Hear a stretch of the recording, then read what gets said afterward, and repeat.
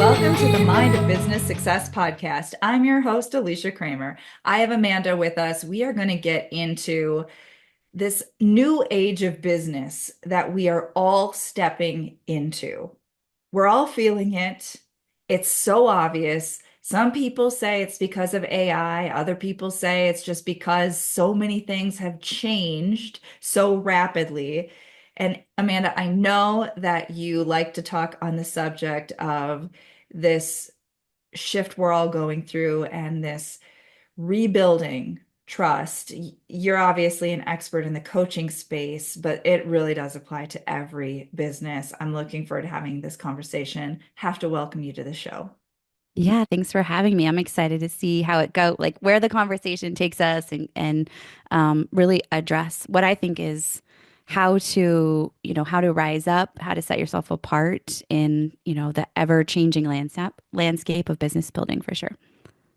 There has been more change in the past several months than I've seen probably and I mean I started my entrepreneurial journey back when I was 18. I'm 44 now. So to put it into context, it's been a long fucking time. That being said, I haven't been, successful all that time. But I've seen a lot and I've really seen an incredible evolution in the online landscape. And that pertains not just to online-based businesses, not just e-commerce businesses, but also brick and mortar businesses or service-based businesses that largely have that online presence, which you kind of have to have, in business at this point in our lives. There's a lot of struggle happening right now. And there's always been that statistic, that horrible, ugly statistic about how many businesses fail. And, we know statistically there's not a high success rate for people coming into business. But I've seen this, and perhaps you have also, more big businesses than I've ever seen going out of business. Even just driving down the road, going out of business, going out of business, like big box retailers, small businesses, businesses that have been around for, 20, 30, 50 years. And a lot of people who are just your typical solopreneur who are also feeling the squeeze. And how many people I've talked to who said, I've been in business for 20 plus years and this is, the worst year I've ever had, or, there's changes happening. What are you seeing? Yeah, I mean, I have a slightly different perspective. I can't say that the, I mean, I'm in the US, so like obviously election had its own like, impact, and there's data that does support certain industries are more impacted by election seasons. For the most part, I think that uh, the critical thing that affects any business, I think, is the mindset for which they approach the struggles. I find a lot of blanket statements and vague language like nobody's buying, everybody's afraid. I'm like, that's not true. Like I just literally before I was with you, I was hosting my weekly webinar and people are buying and we had a great month in November and we'll have a great December. And so I think it's really important that I mean, I lead communities, and if I'm talking with gross language like, oh, this is tough, it's tough, like my reality isn't everybody's reality. And so I think it's really important, the thoughts that we choose to accept as facts versus thoughts, and really just look at are we being sucked in energetically into the drama and the noise, and are we taking the consistent action or doing the things that we know that are needle moving, behavior. So I think that's one big piece for me that always happens. Non-election season, election season, Christmas time, not Christmas time, summer. I always find like there's like these big, robust like statements. But I do believe that the landscape has changed, and I'm going to go way back, but I was a teacher for 10 years. I taught high school. And I remember one of my mentors, probably first, second of year teaching, it was like November, and we were talking about our curriculum, and she basically was like, "Oh, I'm just going to pull out my November folder." And I remember thinking in my brain, I never want to be the filing cabinet teacher, the teacher that just goes and every November pulls out her lessons and she's not innovating. She's not realizing like technology is in their hands. How do I use technology in the classroom? How do I use a smartboard in the classroom? Whatever the thing is. And I think that same thing transfers over to business owners is that I'll put it in the language of some of our best friends who own a company and their tagline is innovate or die. And I really believe that's true of us in the industry is we have to understand that how do we take in the things that are, the world is shifting and use those to our strengths and not just say, well, I've always done it this way. This is how I'm always going to do it. I love that. So this innovator type of mindset, it's not intuitive to everyone, but it is learnable. Totally. And that I think is a great place for us to spend a little bit of time because innovation is almost like a buzz term that's thrown around without people really leaning into what does that actually mean for me? What does that mean for me as an individual? What does that mean for me as a business owner? What does that mean for my business? So I want to talk a little bit about that because as things continue to change and evolve, and they will, that's the thing, they will continue to change and evolve. So the season that we're coming into now is still also going to be temporary. So we always have to be willing to learn, to grow, to evolve, to innovate. Um, you work predominantly with coaches, correct? Yes. Okay, so let's talk about it from that perspective. I know we have quite a few people in our audience that are professional coaches. They're oftentimes at the forefront of a lot of technology. Of course, there are many seasoned coaches who've been around a long time and probably are a little bit stuck in their ways as well. But what kind of advice are you giving to Mm. your clients regarding the mindset that is needed to innovate, to grow into how business is being done today? hmm I think the definition of innovate doesn't necessarily presuppose that it's sexy or fancy or costly. For me, innovation means understanding the minds and the behaviors of your client so that you can meet their needs. And the big thing that I am really helping my students understand and my coaches that are in my communities is I believe, the market in the coaching world is saturated. There is lots of coaches, and that's not really a problem. It bodes well to the coaching industry. It's effective. People want it. And I always like to say, where there's a lot of people doing the same thing, there is an opportunity. With that said, though, I believe we are in and will be in a trust recession. And I think the reason this was cultivated is because there's no barrier, like there's no regulations.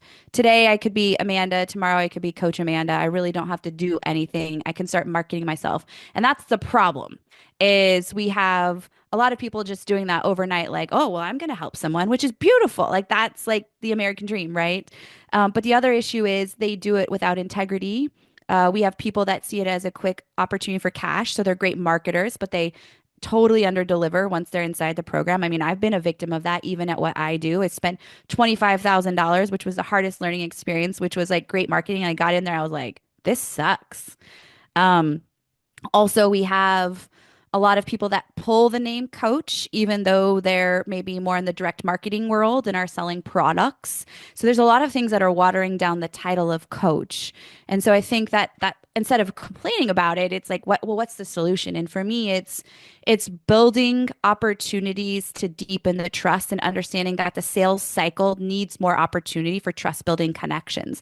So more touch points, like people are selling sure in the DMs, but it's not like they're selling once and that's it. Like there's a lot of conversation that has to happen. But I also think the biggest place that we've seen this be effective in our revenue, I believe, is up 60% over the last 18 months for one reason is that we front load our business with trust building offers. I call them like taste test offers. And so we I really think this is such a powerful way to just let your people have a taste. Let them say like, "Oh, Alicia is who she says she is," or Amanda over delivers. Like you get into Amanda's world, and at $500, she delivers a $10,000 program, right? So I think there are so many innovative ways that we can build that trust so that your ideal clients kind of get a taste of what it's like to work with you before they're investing at maybe higher ticket. And I don't think this looks any different than other service-based industries and even product-based industries. I agree. And I love that. And I'll just share a personal example. So I do exactly what you just said. I have obviously quite a few of my hypnosis audios and mindset trainings and all different sorts of things available for free on my YouTube channel. Nobody even has to opt in for that. But above and beyond that, people can go into my academy. They can do a free month. They don't even have to put in a credit card. Now, I've also been burned so many times by overly well marketed programs that did not come anywhere close to delivering what was promised. And so, almost any of my programs, with the exception of maybe doing like some type of one-on-one package, which is a little bit different, I oftentimes don't have a contract. Now, my coaches are like, oh my God, right? But I am a believer that when it's the right fit and people feel like they're really getting a lot of value, they stick around. And if it's not the right fit, I don't want them to feel that burden. And that has been a way of being in integrity with myself, which is really what I think all of us want more of when we're doing business. We don't want to be Totally. taking these big risks right off the bat. Um, and those are just simple little things that we can do. And it's different for everyone. It's kind of comes down to being in integrity with ourselves, because for some people, they would say, I would never do that. I want a commitment. And that they'd be out of integrity doing it any other way. But there's probably other ways that they then could innovate and create more of that trust factor.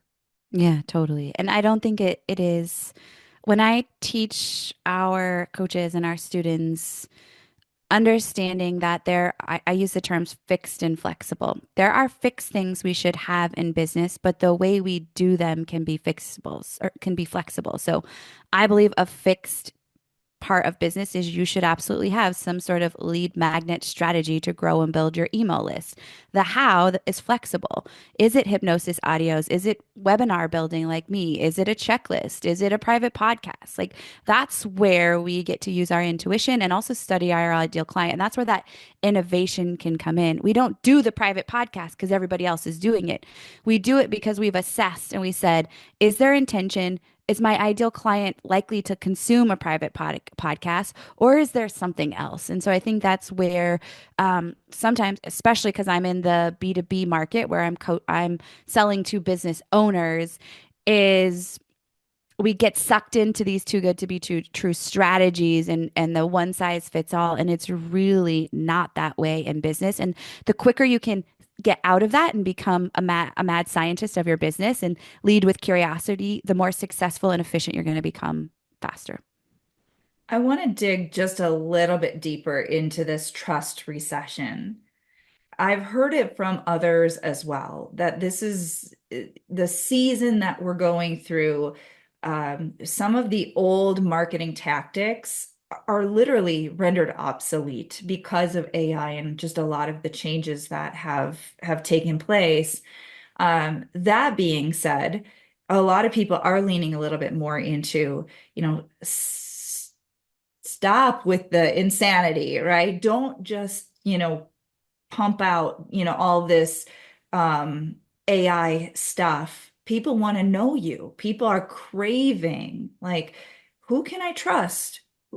Is that actually their voice? Are they actually posting something? Or, and we've all gone through the marketing hype phase. So we've all, largely invested in things that didn't necessarily turn out to be so great. And for a lot of people listening, they probably have invested in some different coaching, yes, I used air quotes, coaching programs that were cleverly disguised, just, digital products and devoid of interaction and personalization.